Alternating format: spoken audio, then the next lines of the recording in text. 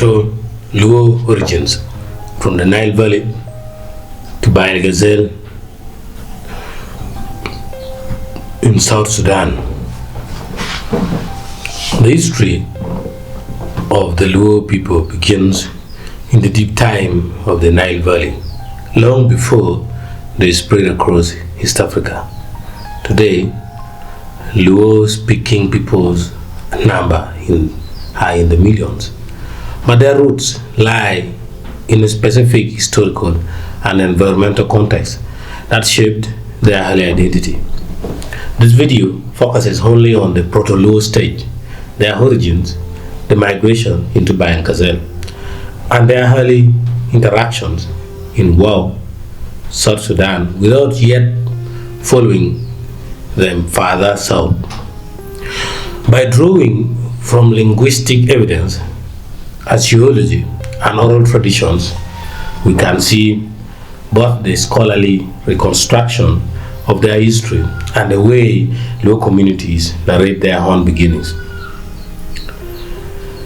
In the linguistic and archaeological foundations of the Nilotic roots, according to historical linguistics, the Luo belong to the Western Nilotic branch of the Nilotic languages, which itself is part of the larger Nilo-Saharan language family. This linguistic connection is crucial because it links the Luo to other Nilotic peoples such as the Shilluk, Dinka, and Nwe. All these groups share deep ancestral roots in the southern Nile Valley and surrounding plains. According to the Encyclopedia Britannica, Nilotic languages likely began differentiating by the 3rd millennium BCE, and the Western Nilotic group began to take shape in what is now South Sudan. Let's look at the archaeological context in the Nile Valley. Archaeology supports this linguistic picture. Sites like Kadero, north of modern Khartoum, show evidence of cattle herding, fishing, and grain cultivation dating back over 5,000 years. According to K.W. Butza, in early hydraulic cultivations, the Nile Valley, these early mixed economics resemble those later practiced by Nilotic groups, suggesting a cultural continuity. The presence of river-adapted economies, fishing gear, dugout canoe impressions, and harpoon ties the ancestral Luo to an environment where river systems were lifelines. The oral tradition, a distinctive self-image, origin from ancient civilization. Many Luo oral traditions describe their ancestors as having links to Egypt, that is Tekedi, Kush, and Meru. In these accounts, the Proto-Luo are portrayed as a light-skinned people who carried cultural knowledge from these great civilizations. While no archaeological or linguistic evidence directly supports the claim of Semitic or Cushitic origins, such narratives serve an important purpose. They anchor Luo identity in a prestigious and ancient heritage. According to Luo elders interviewed in Acholi and Alur regions, the association with ancient Nile civilization is not about literal genealogy, but also shared cultural symbols, cattle wealth, river navigation, and ceremonial authority. Mixed ancestry in oral memory. Let's look at that. Some versions of the traditional event suggest that the Luo emerged from an intermingling of Semitic-speaking, Nilo-Saharan-speaking, and Cushitic-speaking peoples. This reflects the reality that the Nile Valley has always been a cultural crossroads. While modern linguistic analysis shows Luo languages firmly within Nilo-Saharan, the oral accounts preserve memories of contact with diverse peoples. Let's see the migration southward to Bahr-el-Ghazal. from Khartoum to the floodplains. According to historians such as Bathwell or God, in history of the Southern Luo, the Proto-Luo began moving southwards along the Nile, probably between 1000 BCE and 1000 CE. This was not a single migration event, but a slow generational movement driven by ecological pressures, such as drought cycle and social factors like competition for pasture. They followed the White Nile to the confluence with the Bahr-el-Ghazal river system. The Bahr-el-Ghazal region, with its floodplains and seasonal swamps, offered both rich grazing lands and abundant fishing grounds. Let's look at the settlement at Wow. The town of Wow in modern western Bahr-el-Ghazal became a significant stop for the migrating Luo.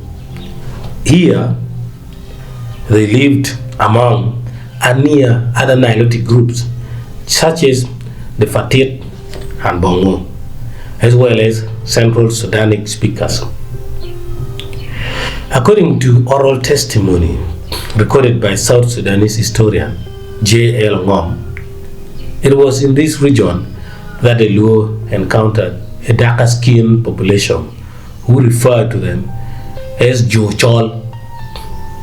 The name Jochol, let's look at that, the meaning and the usage. The term Jochol comes from the Dinka language. Jo means foreigner or non-Dinka speaker, and Chol refers to a particular category or subgroup.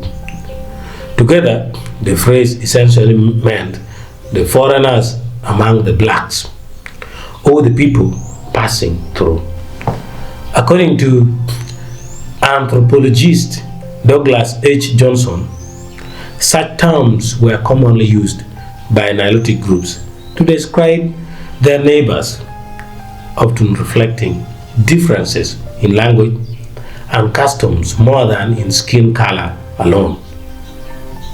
Let's see the perceptions and identity. To the Dinka and others, the Luo were outsiders, skilled in cattle keeping, distinct in language, and mobile. To the Luo themselves, the name marked their liminal position. They were not fully settled, but neither were they mere passers-by. Wow and its surroundings became a cultural mixing zone where Luo traditions blended with local influences. Life in Bahr-el-Ghazal, ecology and culture. Let's see riverine adaptation. The Proto-Luo thrived in a river floodplain environment. According to the ecology of the Nile basin by H.T. Odhiambo, this meant seasonal cycles of fishing in the wet season and cattle grazing in the dry season. When floodwaters receded, they cultivated sugar, kept goats, and relied heavily on the river for both transport and food. Seeing the social organization, even at this early stage, Luo society was organized into clans with totemic identities. Marriage rules followed an exogenous pattern requiring unions across clan lines, a system that both reinforced alliances and reduced conflict. The belief system. Religious life centered on Jah, a spiritual force or spirit being. Each clan had its own Ajwaga, that is divine healer, who mediated between the human and spirit worlds. These beliefs were already present in Proto-Luo culture before further southward migrations.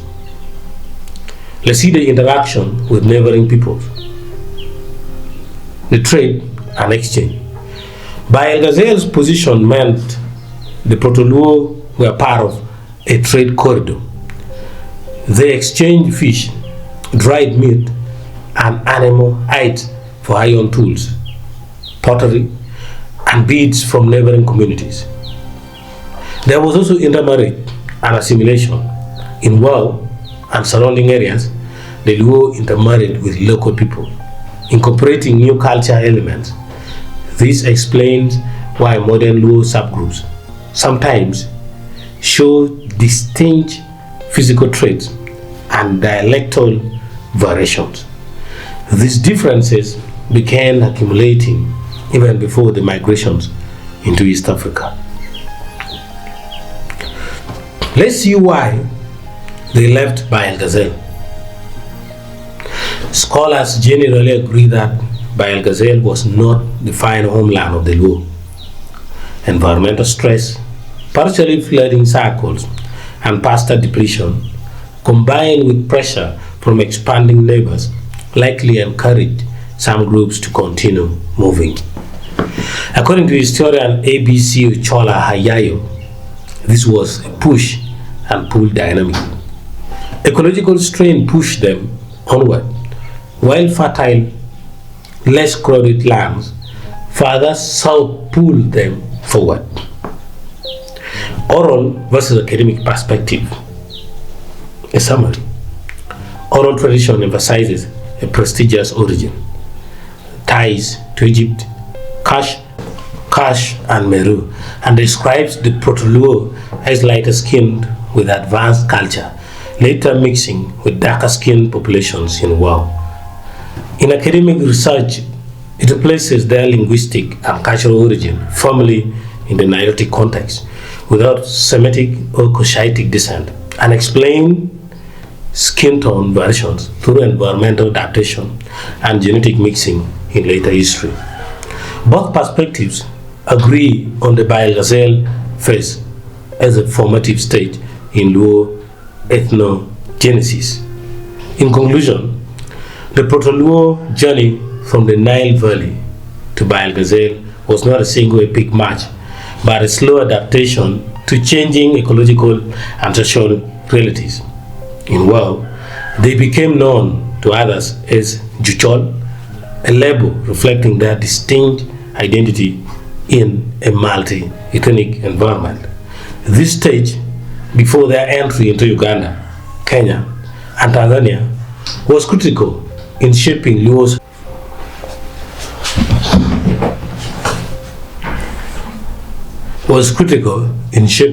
society's economic patterns, spiritual beliefs, and class structures. It was here in the floodplains of Bahr-el-Ghazal that the Luo consolidated their identity as a river-like people with the cultural flexibility to thrive in diverse environments. So, here is where Luo consolidated their identity as a river-like